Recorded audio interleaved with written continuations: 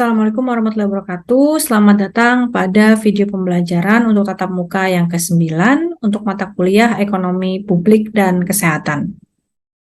Baik, adapun ruang lingkup untuk materi yang akan kita pelajari pada hari ini adalah pengertian ekonomi untuk arti kata ekonomi sendiri dan bagaimana caranya membuat pilihan, lalu hubungan antara kesehatan dan ekonomi, serta isu pokok ekonomi kesehatan.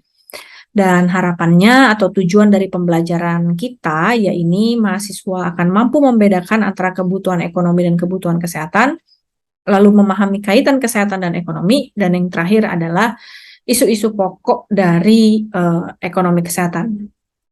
Nah, sekarang kita mempelajari dulu ya teman-teman terkait apa sih sebenarnya arti kata dari ilmu ekonomi. Nah, kaitannya ekonomi ini selalu dekat dengan istilah atau kalimat ya supply dan juga demand, di mana supply merupakan penawaran dan demand adalah permintaan.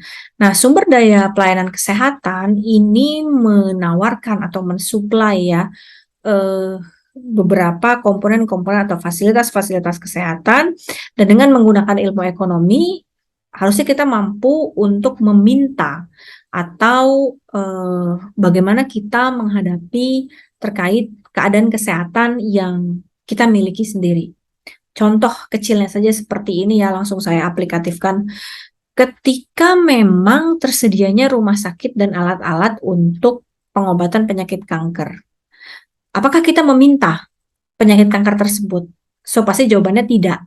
Tapi di sini banyak sekali kegiatan ekonomi atau aktivitas ekonomi sehari-hari yang orang buat yang pasti akan bermuara atau menyebabkan adanya penyakit kanker tersebut. Example misalnya rokok atau mungkin polusi ya, jadi kanker paru-paru. Nah, inilah yang bisa kita sampaikan bahwa antara supply dan demand antara ekonomi dan juga kesehatan ini akan selalu rekat. Dan juga bagaimana kita menyikapi dari supply kesehatan itu sebenarnya atas dari demand-nya masyarakat tersendiri gitu. Jadi nggak ucuk-ucuk ada alat untuk mengobati penyakit, tapi penyakitnya belum tahu dari mana, tapi pasti itu happenings dulu, illness-nya. Nah, kalau kita mengkerucut atau kita tarik kembali lagi ke belakang, apa sih pengertian ekonomi? Itu berasal dari bahasa oikos yang artinya keluarga, lalu nomos yang artinya aturan atau hukum. Nah, Samuelson menyimpulkan gitu, mempunyai paham bahwa ekonomi itu adalah ilmu mempelajari bagaimana orang melakukan pilihan atau menetapkan pilihan pada sumber daya yang tersedia untuk memproduksi, dan karena memang sumber daya yang terproduksi itu adalah terbatas ya, lalu dengan adanya komoditi-komoditi. Nah, sifat kebutuhan ekonomi ini tentunya berbeda ya, gitu juga dengan kebutuhan kesehatan seseorang itu pasti akan berbeda dengan orang yang lain. Tidak akan sama sepanjang waktu, bisa terjadi perubahan, bisa terjadi shock atau goncangan, dan berkembang baik dalam jumlah kualitas dan kuantitas, serta bersifat saling melengkapi dan menggantikan. Nah, untuk pengertian selanjutnya adalah kesehatan yang buruk bagi individu dapat memberikan ancaman bagi orang lain. Contohnya tadi, ketika beberapa penyakit yang memang dia menular, dan karena adanya aktivitas ekonomi, mungkin itu bekerja, mungkin itu berjualan, dan lain-lain ya, sehingga penyakit atau keadaan kesehatan yang buruk itu jadi tertular antara satu dengan yang lainnya. Nah, status dari kesehatan penduduk ini merupakan produktivitas suatu negara. Kalau teman-teman ingat waktu kejadian COVID-19, negara itu dilema harus memilih antara apakah harus mendahulukan kesehatan dahulu, jadi isolasi berbagai daerah, kayak di Wuhan kan jadi mati gitu ya kotanya, dan diisolasi, atau mungkin lebih memilih ekonomi, jadi udah deh dijalanin aja gitu, nanti juga akan ada sembuh dengan sendirinya. Ada beberapa negara yang seperti itu ya. Nah, atau mungkin dilema harus menjalankan keduanya, jadi nggak bisa memilih salah satu. Nah, hal ini juga terkait antara need, demand, and want ya, untuk kebutuhan. Dengan kualitas barang yang tersedia, kadang barang itu dipandang hanya berdasarkan objektifnya atau subjektifnya saja gitu. Ya, contohnya gini deh, kita nggak butuh tapi kita beli gitu. Nah, atau beli dalam keadaan berjaga-jaga padahal belum tentu terjadi sesuatu hal yang membutuhkan dalam jumlah yang banyak. Kayak contohnya penimbunan masker, penimbunan bahan bakar. Nah, itulah harus tahu kapan needs, kapan demand, kapan memang want. Nah, demand terhadap pelayanan kesehatan dapat dihitung itu berdasarkan memang prinsip-prinsip ekonomi ya yang menyatakan permintaan akan kebutuhan kesehatan atau fasilitas itu tersedia biasanya memang atas dasar demand yang ada di masyarakat. Tapi kembali lagi bukan demand yang tadi saya sampaikan. Oh, kalau obat-obatan kanker itu karena ada orang yang banyak meminta penyakit kanker, it doesn't mean like that. Tapi lebih kepada memang ada apa ya? Ada fenomena lah gitu. Jadi fenomena itu yang kita anggap sebagai permintaan. Walaupun kalimat permintaan di sini bukan orang kayak minta uang, minta makan gitu, bukan atas kemauannya ya gitu. But it's happen gitu. Dan kemudian demand terhadap pelayanan kesehatan ini dapat dihitung berdasarkan bed okupansi, jumlah kunjungan rawat jalan sama jumlah tes diagnostik. Jadi ada ketersediaan fasilitas rumah sakit dari tempat tidurnya, lalu bagaimana kondisi rawat jalan, lalu yang terakhir adalah bagaimana fasilitas untuk tes diagnostiknya. Nah, konsep dari ekonomi kesehatan ini sendiri, kalau teman-teman lihat di sini ya, keadaan kemiskinan ya saya lambangkan dengan uang lah. Kalau orang nggak punya uang atau dalam keadaan miskin ya lebih lembutnya poor lah kita bilang, maka dia akan kesulitan untuk mencukupi kebutuhan sehari-hari. Contohnya saja tadi untuk 4 sehat 5 sempurna makan ya. Dan alhasil negara pasti akan menyiapkan subsidi, ya mungkin akan jauh lebih besar subsidinya karena memang untuk mengantisipasi permasalahan-permasalahan sosial seperti kemiskinan, pengangguran, ya tadi kelaparan gitu. Nah, kesehatan dan ekonomi ini menjadi satu kesatuan yang bisa diukur secara kuantitatif maupun kualitatif. Kayak standar sehat seseorang itu ada yang bilang, oh kalau terlalu gendut dia bisa obesitas terus mengakibatkan banyaknya penyakit gitu. Tapi kan belum tentu belum tentu semua itu bisa terjadi dan makanya tadi diukur secara kualitatif itu tergantung bagaimana objek yang memang kita teliti. Ya kalau kuantitatif kita melihatnya dari berapa banyak sih orang yang sakit atau menderita suatu penyakit lah. Nah kalau di ekonomi kesehatan sendiri perannya ini untuk lebih kepada pemeliharaan ya.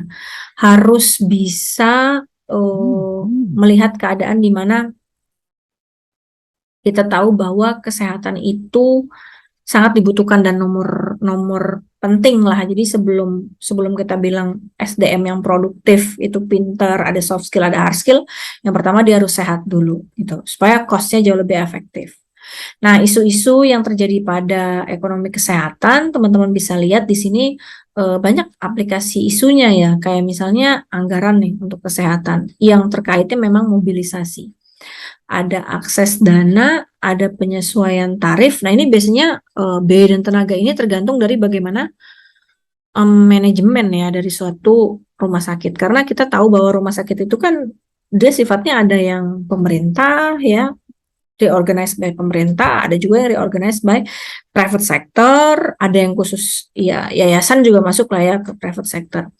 Nah, lalu ada lagi alokasi sumber daya untuk apa dan kemana sebaiknya sumber daya tersebut dimanfaatkan. Apakah memang nanti akan efektif dan efisien? Dan beberapa masalah-masalah ekonomi pokok kayak misalnya barang dan jasa yang tersedia enggak gitu di rumah sakit, lalu bagaimana cara memproduksi, untuk siapa obat-obatan didistribusi, sampai dengan pemanfaatan sumber dayanya.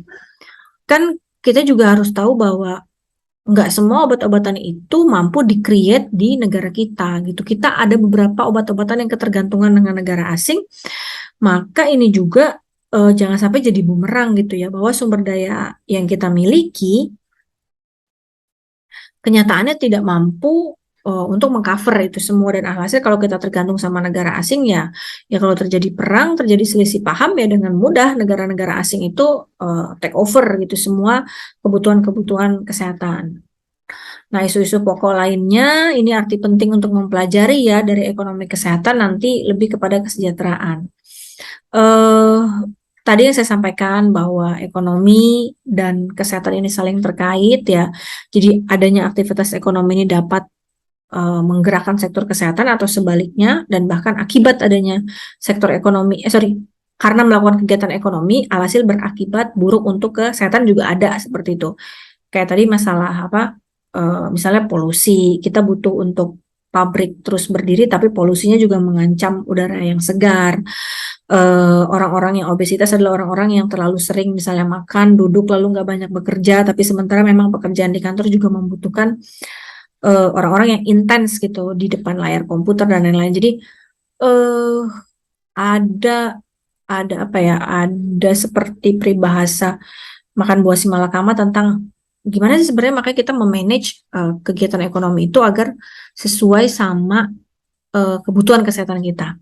Maka di sini ada filosofis yang saya coba masukkan antara nilai ekonomi dan kesehatan, bagaimana hak sehatnya dan motivasi sehat tersebut itu memang bukan kepada not for profit ya. Jadi kita sehat bukan untuk keuntungan dapat duit, tapi memang untuk uh, kehidupan kita di masa yang akan datang gitu. Memang kesehatannya nggak bisa diukur di saat ini gitu. Memang mungkin akan bisa terjadinya di beberapa tahun yang akan datang manfaat dari kesehatan tersebut.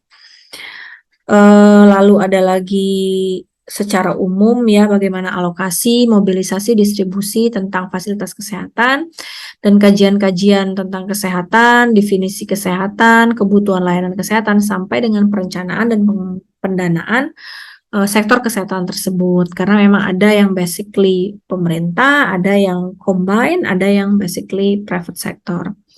Ini adalah jenis-jenis dari segi pembiayaan subsidi gitu kalau kita bilang, kalau di negara luar mereka mempunyai bantuan-bantuan untuk masyarakatnya terkait bidang kesehatan.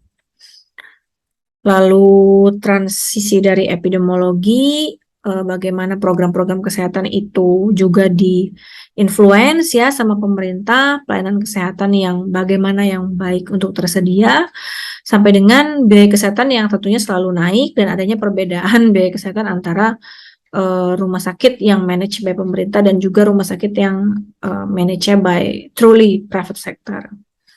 Nah, sehingga tantangan ke depannya ini sebenarnya gimana sih caranya kita, bagusnya sih nggak ada gap ya antara apa yang terjadi di swasta dan apa yang terjadi dengan government managed.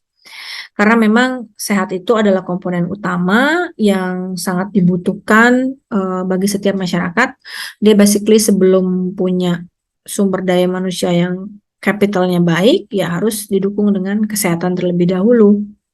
Dan untuk referensi yang dapat dibaca pada perkuliahan kali ini buku-bukunya, semoga menjadi jalan kemudahan untuk teman-teman kita berdiskusi di kelas, dan harapannya teman-teman benar untuk mau membaca. Baik, untuk kesimpulan yang dapat saya sampaikan pada perkuliahan kali ini adalah bagaimana kita tahu apa sih yang dimaksud dengan needs, demand, dan wants ketika memang kebutuhan kesehatan itu jadi nomor satu. Dan kita pun bisa memahami sebenarnya apa yang kita butuhin ini lebih kepada hanya kita mau aja atau memang demand yang terjadi untuk menjaga kesehatan gitu. Dan ada yang aktivitas-aktivitas ekonomi juga berdampak terhadap kesehatan ya teman-teman. Jadi kita bisa tahu dulu nih kedudukannya, bahwa terkadang suatu pengobatan atau suatu penyakit itu lahir juga karena adanya aktivitas-aktivitas ekonomi yang terlalu berlebihan. Dan bagaimana negara itu pasti akan selalu dilema untuk memilih apakah kesehatannya terlebih dahulu yang diutamakan atau mungkin tetap menjalankan roda-roda perekonomian agar selalu surplus kalau negaranya terus ingin mendorong perekonomian. Maka di sini menarik untuk kita lanjutkan diskusi bagaimana juga kita akan mengcapture subsidi-subsidi kesehatan yang ada di negara-negara lain. Saya rasa cukup untuk video pembelajaran kali ini. Saya akhiri. Wassalamualaikum warahmatullahi wabarakatuh.